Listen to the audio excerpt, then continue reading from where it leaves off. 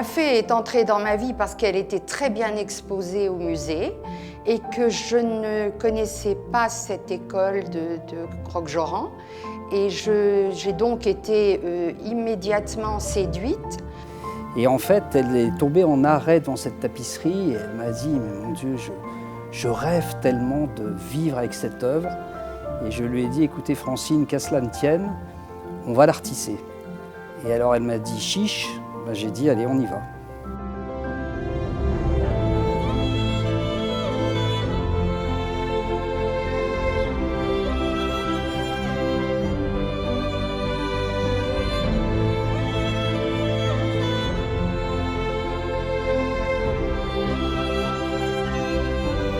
Alors, il y a eu une première consultation qui a été lancée. Je crois que 5 ateliers avaient participé. Moi, je ne m'étais pas positionnée à ce moment-là. J'étais plus en retrait parce que j'ai vu tout l'enjeu de ce projet. Et ben, en 1909, il a été tissé par une manufacture. Donc, qui veut dire manufacture, veut dire infrastructure avec sa propre teinturerie et un magasin de laine colossal qui n'était pas à ma portée dans un atelier privé. Et puis quand on est venu me ressolliciter, je ne me suis pas beaucoup fait prier pour tenter un échantillon.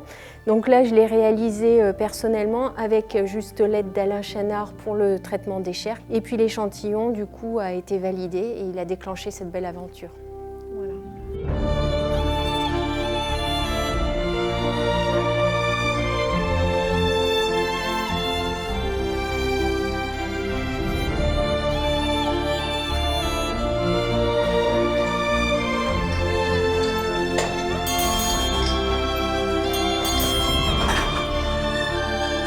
Je suis loin d'être seule dans cette aventure.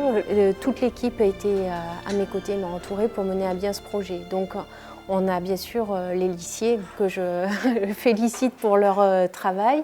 Donc Thierry Gaudouin, qui a, de par son expérience, œuvré principalement sur tout le bas de la Seine qui était très chargé et sur tous les animaux, on va dire les animaux à poil, qui sont assez denses. Et puis Vincent, qui est plus jeune dans le métier, mais qui n'a pas démérité et qui s'est chargé, on va dire, de la plupart des animaux à plumes, lui. Mais à tous les deux, je pense qu'il y a une très bonne entente. Et au milieu de ce tissage-là, à mi-parcours, est venu nous aider, une fois de plus, Alain Chanard. Il était déjà venu pour l'échantillon. Il est revenu au niveau de la tapisserie pour nous faire tout le travail des chairs, les bras, le décolleté et le visage. En fait, c'est comme d'habitude, c'est un challenge pour moi à chaque fois. Donc, j'ai commencé, j'y vais à tâtons et je progresse petit à petit, en fait. Voilà, c'est ça. Quant à moi, je ne m'attendais pas du tout à retomber dans un travail aussi ancestral. Donc pour moi, c'était hyper intéressant. Il m'est arrivé de rêver plusieurs fois, oui, de la fée des bois. Notamment une histoire assez saugrenue avec un sanglier, mais bon. Oui. Où je me faisais poursuivre dans les rues de Felletin par un sanglier. C'était assez cocasse, on va dire. Mais bon, pourtant, c'est pas moi qui l'ai tissé, le sanglier, pour le coup. Mais... Moi, j'étais plus en amont sur toute la préparation et choix des couleurs. Et puis, à la fin, sur tout ce qui va être finition et couture, que j'ai fait aussi au fur et à mesure. Mais voilà, tout l'enchaînement au sein de l'atelier. Mais après, en amont, si on veut remonter même encore avant, il y a les teinturiers. Sans eux, on n'aurait pas pu mettre en œuvre la tapisserie. Je les ai mis à rude épreuve parce que je leur amenais des échantillons très fins. Ils n'ont pas l'habitude de travailler avec ça. Donc, je les ai un peu malmenés. Et pour en plus aboutir à des gammes de couleurs très fines, on est à peut-être 300 couleurs de laine, mais vraiment en demi-ton. Donc, pour eux, c'était vraiment très technique. Et tout ça à l'œil et de façon empirique, vu que c'est leur façon de travailler. Et c'est aussi, ils travaillent de façon traditionnelle. Donc voilà, c'est vraiment toute une chaîne humaine de compétences et puis de beaux souvenirs, parce que c'est vrai qu'on a vécu avec cette tapisserie pendant 4 ans. Oui, ça me semble bien. Ok.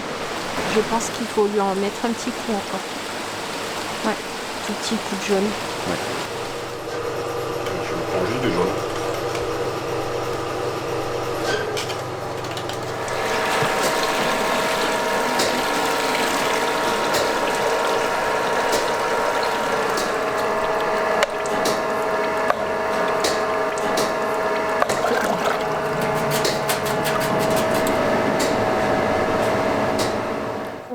On a abordé tout le tissage, mais en amont, en fait, il y a eu un gros travail de recherche qui avait été initié déjà par la Cité de la Tapisserie.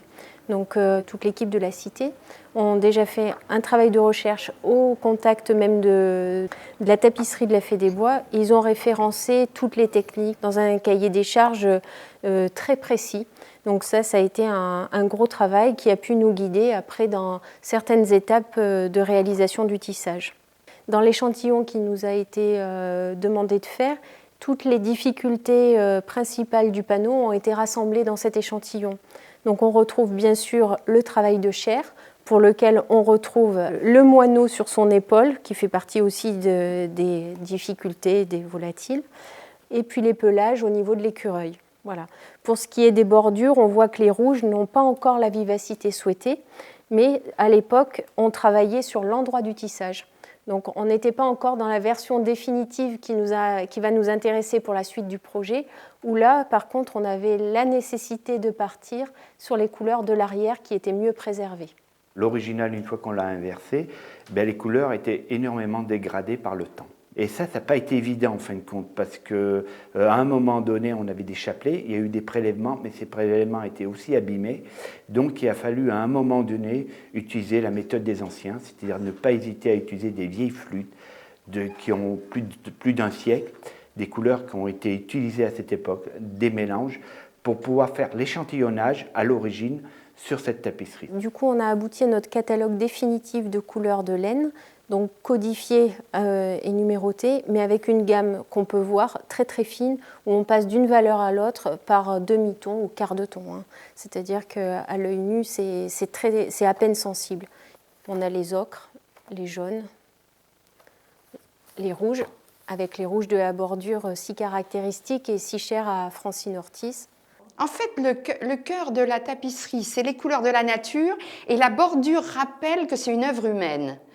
Et revisitée par une conscience professionnelle et une persévérance.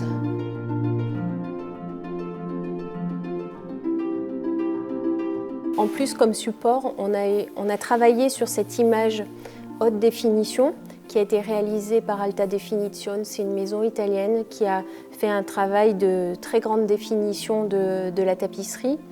Donc on voit qu'elle est annotée et largement annotée pour chaque zone, et à chaque fois ça correspond à nos codes couleurs de prélèvement. Donc là on s'est aperçu rapidement au niveau du tissage que cette cartographie primordiale était insuffisante. Donc on est passé sur une cartographie plus approfondie où chaque détail est venu compléter la première cartographie primordiale. Et là, sur ce zoom grossi, on a pu retracer chaque zone à la rayure près avec son code couleur correspondant. Donc il faut imaginer que ce travail qui a été fait de façon très précise pour la tête du loup, l'a été fait à l'échelle de toute la tapisserie, et c'est chaque centimètre carré de tapisserie qui a été traité de cette façon-là, avec près d'1 an de travail, de recherche vraiment très approfondie.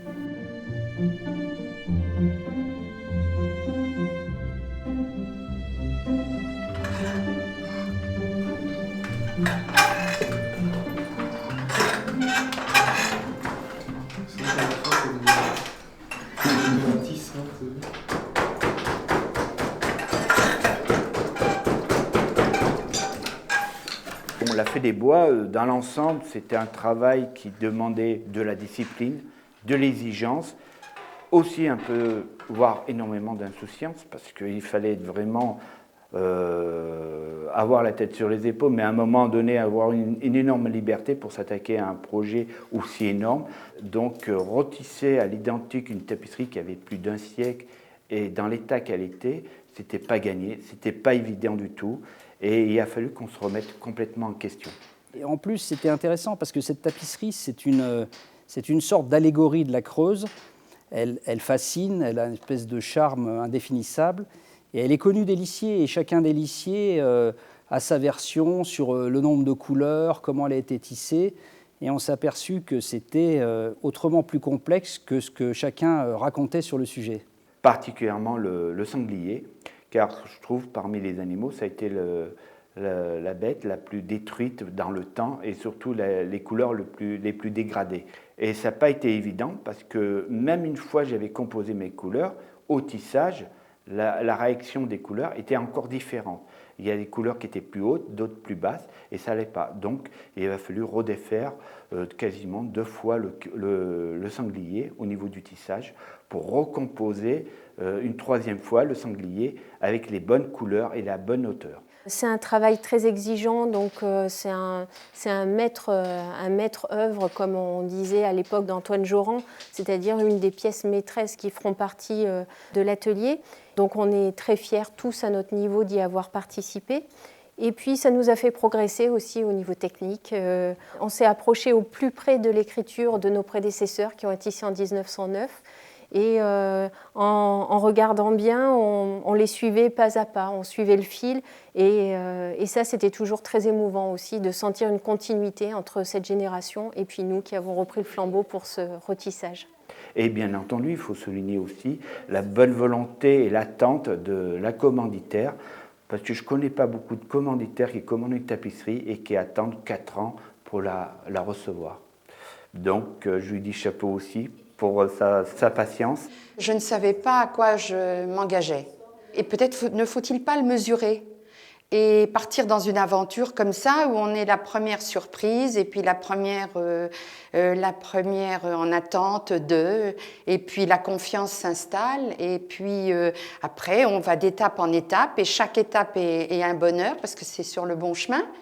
Et en plus, j'étais très tentée de la voir plus lumineuse, plus gaie, plus actuelle, ce qu'elle est devenue. C'est une belle histoire. Oui.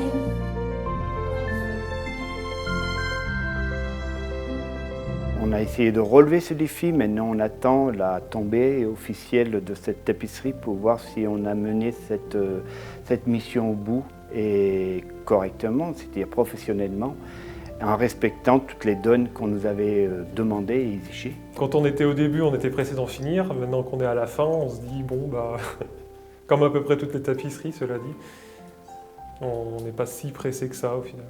Et cette tapisserie, c'est vrai que c'était un peu comme, presque comme un enfant, quoi. C'est une gestation très longue, mais... Elle va surprendre. Donc, je pense qu'on va tous être émerveillés et personne ne pourra mesurer les aléas du trajet. Donc, ça va être tout bénéfice pour les spectateurs de la Fée. Je crois qu'elle va rendre au centuple tout ce que tout le monde y aura investi. Ah ben bien sûr, la nouvelle, elle va avoir les couleurs d'origine de l'œuvre telle que l'a voulu Antoine Joran. Donc ça va être extrêmement intéressant de comparer, ça va même être très émouvant de voir quelle était, vous vous rendez compte, 120 ans plus tard, quelle était la volonté artistique d'Antoine Joran à l'époque. Donc on est très impatient de les voir l'une à côté de l'autre. C'est pas trop court? Non, regardez, ça se coupe tout seul. Oui, non, mais vous avez la Fée.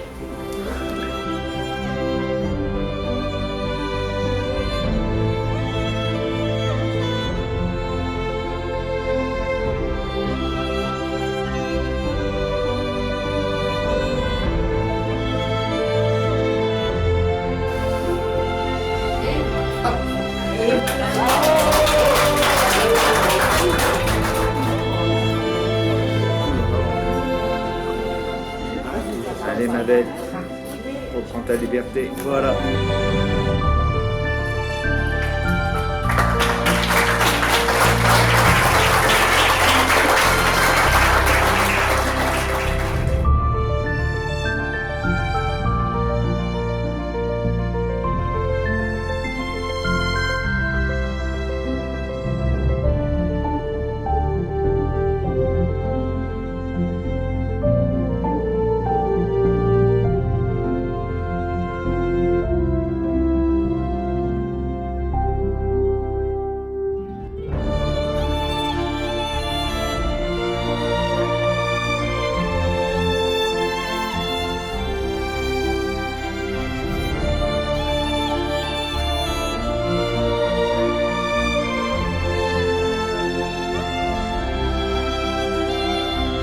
Et bien là, maintenant, on se projette sur l'avenir, on l'accompagne jusqu'au bout, cette fée, pour que tout le monde puisse en profiter un petit peu et voir le travail qui a été réalisé.